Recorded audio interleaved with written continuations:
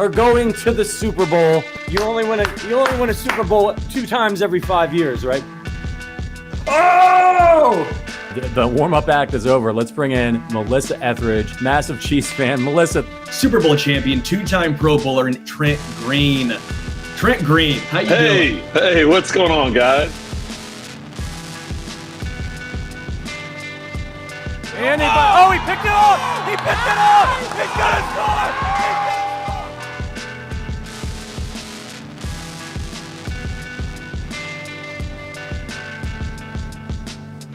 We'll see you next week, but until then, as always, go Chiefs. Welcome into the Arrowhead Addict pregame show. My name is Bryce Carter. Thank you so much for joining us.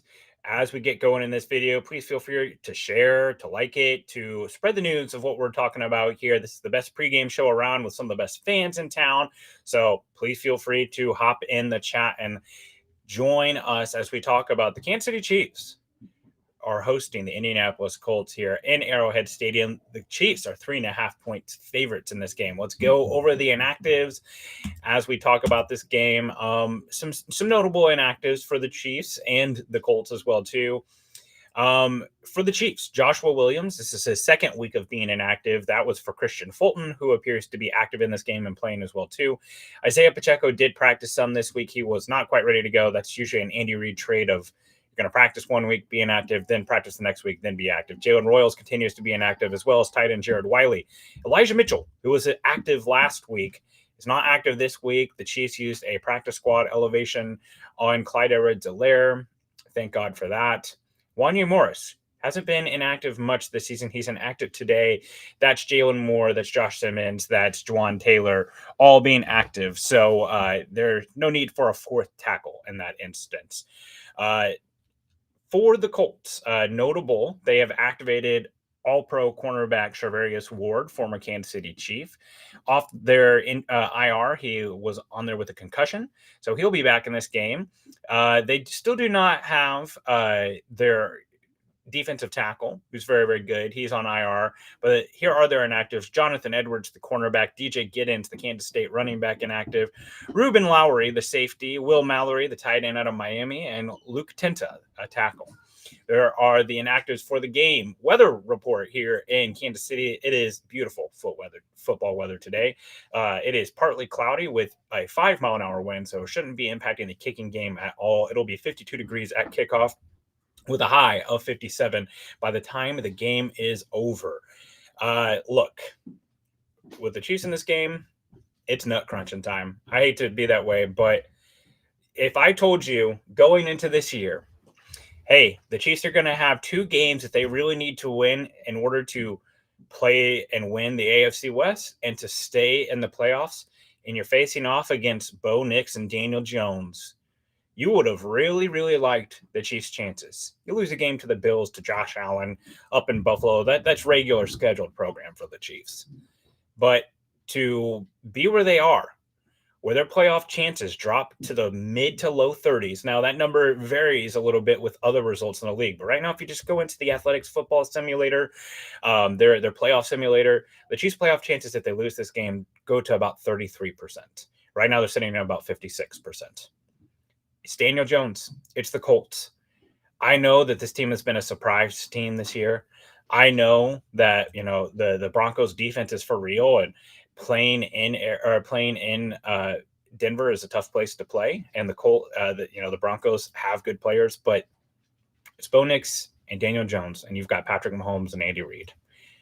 Go win the damn game. We'll get into the stats and all those type of things. Is this a team that's going to come in here and look flat? They don't play many noon games. We heard this a couple of weeks ago when they played a noon game about, making sure they bring the energy and that type of stuff. Well, why would they come flat? What excuse is there? Every game is a playoff now, essentially. I have no idea what to expect from this game. You could tell me Chiefs blowout. You could tell me Colts blowout. This is one of those things, man. I hate to say it, but you just start to wonder if the tank's on empty a little bit. And this team, there's no better opportunity than right now to step up and start making this happen. So they better come ready. let's go over the stats here a little bit and what makes this Colts team kind of honestly the surprise of the season, other than maybe the Patriots and what you thought of them. The Colts come into Arrowhead 8-2. They're first in the AFC South. Their head coach Shane Steichen was the offensive coordinator of the 2022 Philadelphia Eagles, that team that went wire to wire with the Chiefs in the Super Bowl. Offensive coordinator Jim Bob Cooter, A++ name on that man, and defensive coordinator, a guy the Chiefs have some familiarity with, and Lou Anarumo, the former defensive coordinator from the Bengals. Surely they don't miss him. Their defense is doing great. Quarterback Daniel Jones, and a quarterback battle with Anthony Richardson all camp long that was described as close. Daniel Jones has come in and played great football for the Colts.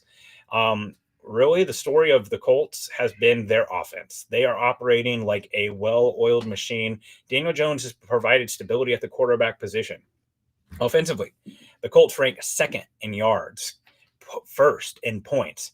They are third in team total DVOA. So that's special teams, that's defense, that's offense. They're first in offensive DVOA, first in EPA per play. They have the fourth most rushing yards, first in EPA per rush. Get this, double the second place team at 0.08. So they are doubly efficient than second place at running the ball. Jonathan Taylor is going to be a huge part of that. Pass yards, they're sixth. EPA per drop back, they're seventh. They're first in success rate, and Daniel Jones is the 17th rated quarterback via PFF. Look, this Colts offense, they've got a lot of different ways that they can beat you. It starts, begins, and ends with Jonathan Taylor, who is having just a fantastic season. He is having an offensive player of the year type of season. He's on pace for 2,000 yards. He has been incredible, and he is just having one of those years. Their offensive line is very good. They're a much better run blocking unit than they are pass blocking unit. But this is a theme, honestly, for the season, but particularly in this game. The Colts offense has to stay on schedule. They want to run the ball, have the threat of the run always be impactful so they can play action off of it. Daniel Jones is the best quarterback in the NFL off of play action. Oh, and by the way, the Chiefs are one of the worst defenses in the NFL off of play action. They cannot keep they basically cannot keep Jonathan Taylor a factor in this game. The Chiefs can. They need to get them in second and third and long. That is a big part of what's going to be happening here. Their offensive skill players, none of these guys are guys that are rocking the top of your fantasy football team. I will say Tyler Warren, the tight end out of Penn State, he's probably a top 2 or 3 tight end this year.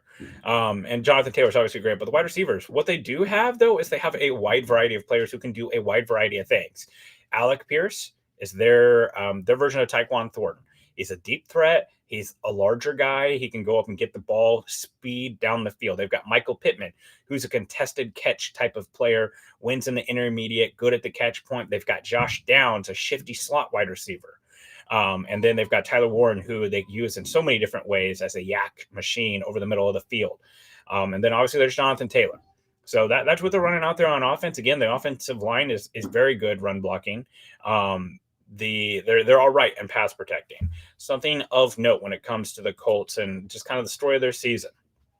Daniel Jones in his last 2 games, 12 sacks, 6 fumbles, 4 interceptions. That is not a trend that you want to see. Now, they did play 2 pretty good defenses in the Steelers and the Falcons, but the Steelers were putrid on defense for the beginning part of this year.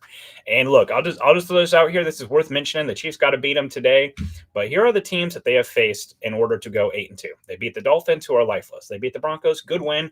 Oh, by the way, in that win, there was a leverage call. So they kick a game-winning field goal. They miss it. Then they call leverage on the Broncos extra or field goal blocking unit, and they get to re-kick and they win the game on the last second of the game. So that game was certainly close for both the Broncos and the Colts. Then you go back, Tennessee Titans, Los Angeles Rams. They lose that game. It was close, 27-20, but they lose to the Rams, one of the best teams in the NFL. Beat the Raiders, beat the Cardinals, beat the Chargers, who were without Joe Alt. They were pretty dinged up on defense at that time too. Beat the Titans again, lose to the Steelers, beat the Falcons in overtime. So not exactly murder's row here for sure.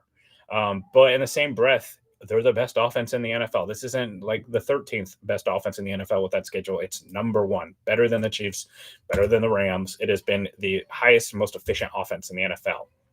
On the other side of the ball, The Colts defense. This is a unit that I think is going to look a little bit better on paper than it actually is statistically right now. But I think what you're telling yourself there is, what is this going to look like at the end of the season? Lou Anarumo is a very good defensive coordinator. He has given the Chiefs fits over the years with some of the stuff that he's been able to do, most notably that AFC Championship game against the Bengals. But here for the Colts, defensively, 6th in yards allowed, 5th in points allowed, 2nd in defensive DVOA, which is pretty surprising. EPA per play, 12th allowed. Rush yards, they've allowed the 2nd fewest rush yards, 19th in EPA per rush, 23rd in pass yards allowed, 13th in EPA per dropback. They rank 8th in sacks. They're about middle of the pack in blitz percentage as well, too, so they don't send a lot of extra pressure. So what you hear there, the 23rd in pass yards allowed, 13th in EPA per dropback, middle of the field pressure rate. They can be passed on, but this is the first game that the Colts are going to be running out Sauce Gardner, Charvarius Ward, and Kenny Moore in the slot. That's a great safety tandem. And this comes to one of our keys of the game. And it is, can the Chiefs beat man coverage? The Colts already run man coverage at one of the heavier rates. The Colt defense plays man coverage at the 9th highest rate of any team in the NFL. They rank 24th in the amount of zone coverage played. Patrick Mahomes against zone coverage this year, 68.9 completion percentage for an 8.1 average depth of target. He ranks 1st in EPA per dropback, 1st in pass DVOA, and 26th in zone coverage rate faced. All point to Patrick Mahomes is an MVP facing zone. Against man, that completion percentage drops over 10%, 56.6% completion percentage, 8.5 average depth of target, 19th in EPA per dropback, 27th in pass DVOA, and faces the 13th most man coverage rate. Guys, that is insanely different. They have to figure out how to beat man coverage. Tracy Wolfson, who's the sideline reporter for the CBS crew with Tony Romo and Jim Nantz, reported today on Twitter that the Chiefs plan to get Tyquan Thornton involved more. So we will see if that is part of the answer. At least he has some size, and we know he has some long speed. I think we all can see that he brings something to the offense that they've not had. I think he's their best down the field weapon. But the Chiefs have to beat man coverage. Point blank. If you can't beat man coverage with this group of players, this is not last year where you're relying on rookie Xavier Worthy and Justin Watson and old DeAndre Hopkins to win football games, which, by the way, they won 15 regular season games with that team. This is a team that has Rashee Rice, that has Xavier Worthy, that has Hollywood Brown. You didn't even know you were going to have this version of Tyquan Thornton. It's been a revelation. Oh, by the way, Travis Kelce's the second best scoring fantasy football tight end in the NFL. He's having a revitalization. Oh, and you saw left tackle. Left tackle is been exceeded any expectations you would have had for him. You got to beat man coverage. It's not rocket science. I wrote an article about it this week. They want to run mesh over and over again. Get out there, run some slants, run some sail concepts, run dagger, utilize the middle of the field. They have been very squeamish to throw over the middle of the field all season. They've got to beat man coverage. Let's head over to the Chiefs and where they rank statistically. They are 5-5, third in the AFC West. Head coach Andy Reid, offensive coordinator Matt Nagy, defensive coordinator Steve Spagnuolo, quarterback Patrick Mahomes. He ranks 15th in quarterback rating according to PFF. They are 12th in yards, 11th in points, 5th in team total DVOA, 2nd in EPA per play, 19th in rush yards gained, 2nd in EPA per rush. That's Patrick Mahomes doing a lot of scrambling there, and Kareem Hunt on short yardage, which has been a cheat code. But don't ask the Chiefs to do that in a game against the Broncos because they're going to try to throw a wheel route to Brashard Smith for some reason. They rank 3rd in offensive DVOA, 8th in total pass yards, 4th in EPA per a drop back. So the offensive numbers have come down a little bit these last couple of weeks. Like there for a while, they were ranking towards the top of there.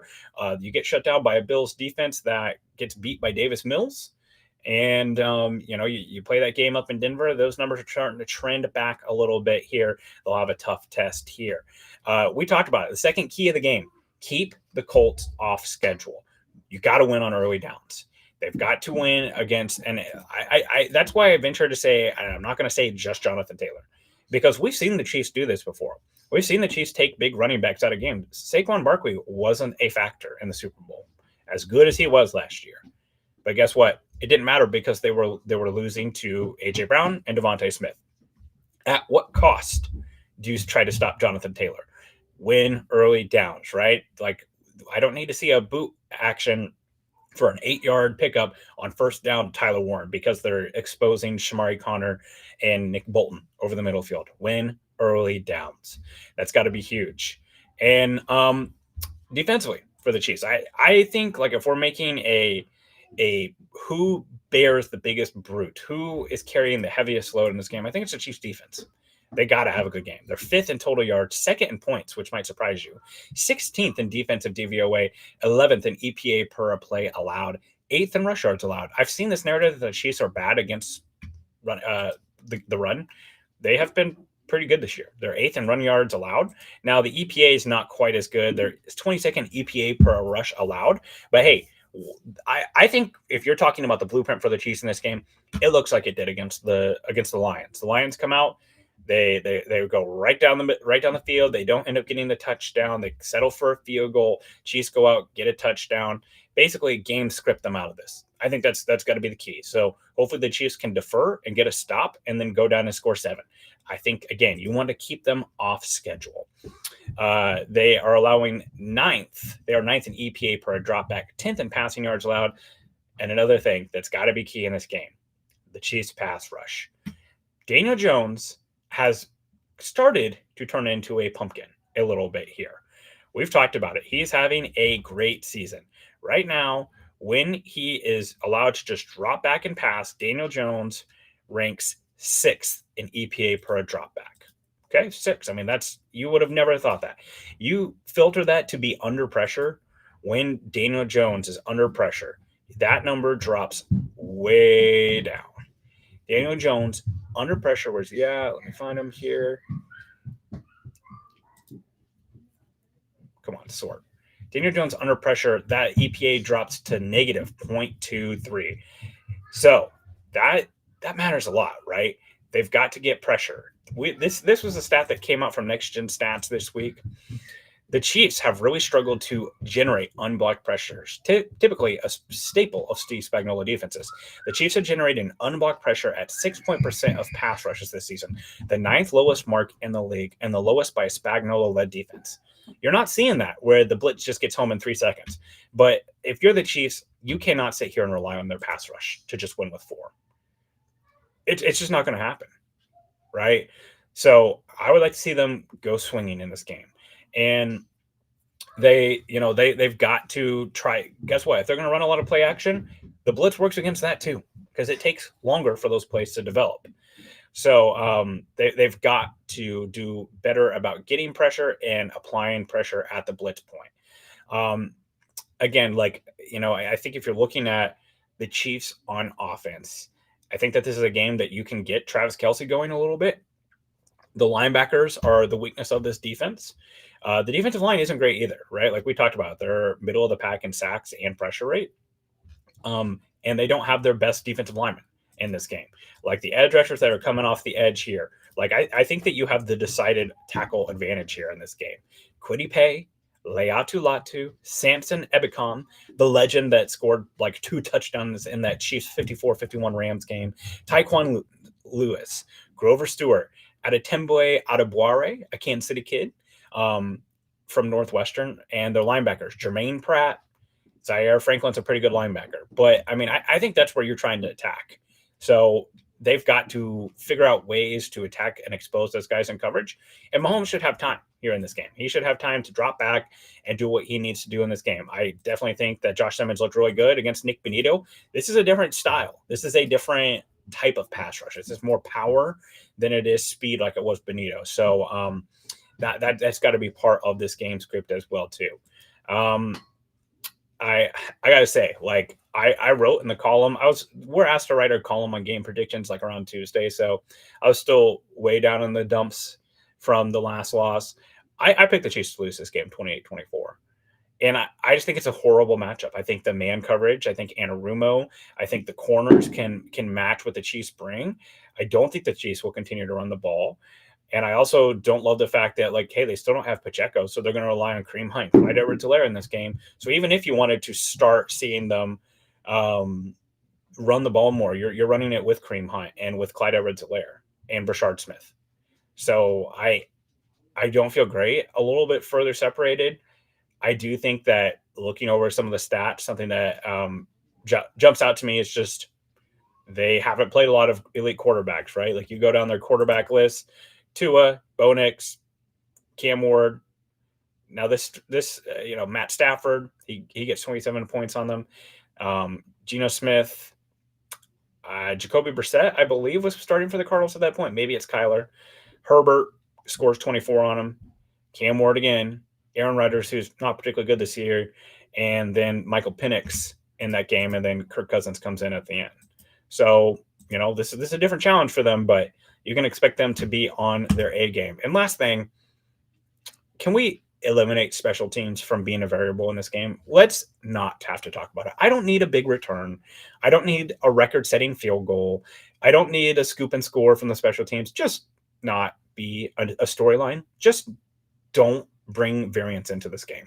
That would be very nice to not have to sit here and talk about missing the kicking zone or a penalty or a 70-yard return or any of those type of things that seem to happen weekly.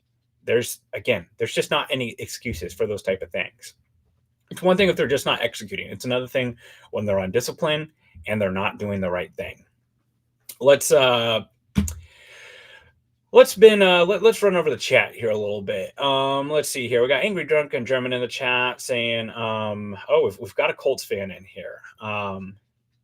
Just got their best corners back. Yeah, I agree. Like Kenny Moore, Charvarius Ward, Sauce Gardner. I think that's one of the best corner trios you're going to find in the league. And I think it's huge. Now, they gave up a heavy price. And I think if you're talking about the Colts, I think that was a lot to pay. I understand that Sauce Gardner was under contract, so they actually got a little bit of a discount contract-wise. But keep in mind, too, they don't have a first-round pick for the next 2 years, and they're locking themselves into Daniel Jones.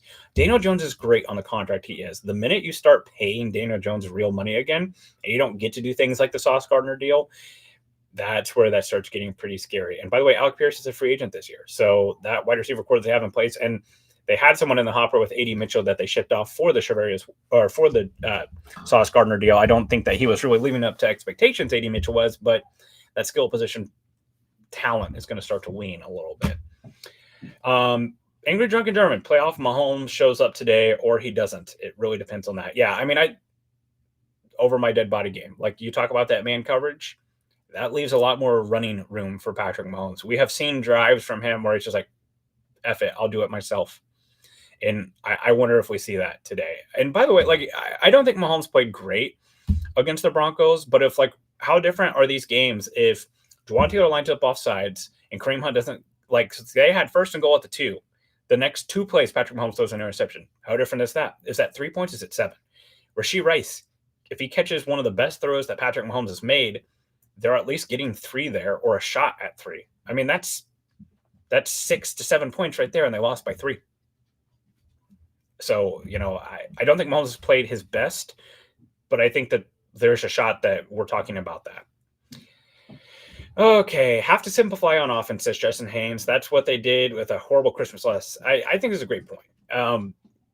I think they have gotten a little infatuated with like, oh, let's sprinkle a little bit of Hollywood here. Let's sprinkle a little Burchard Smith. Like it's gotten a little, we got to let everyone cook. And then you get that screenshot that Tucker Franklin put out of 3rd and 2 and a got to have it game. You've got Rashee Rice lined up in the background or lined up in the backfield with Kareem Hunt out wide at wide receiver and 3 tight ends on the field.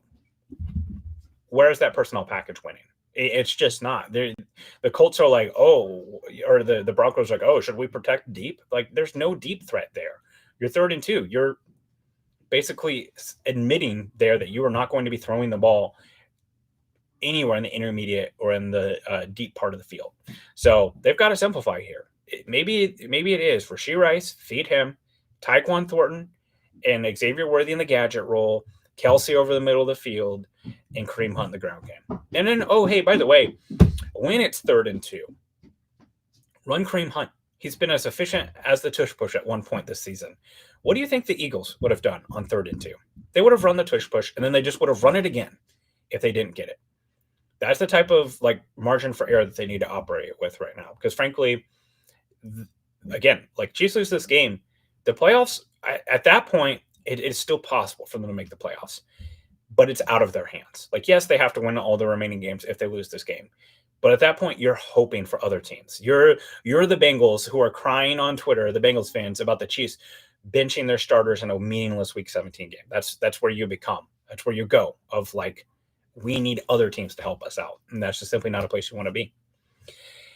Guys, we're going to be doing this at a halftime. So join us at halftime. We'll have the Arrowhead Addict halftime show. We'll be talking through it. And then join Patrick Allen and Adam Best on the postgame show afterwards here on this channel. Please make sure that you join us, you share these videos, and you continue to grow this awesome community that we have here at Arrowhead Addict.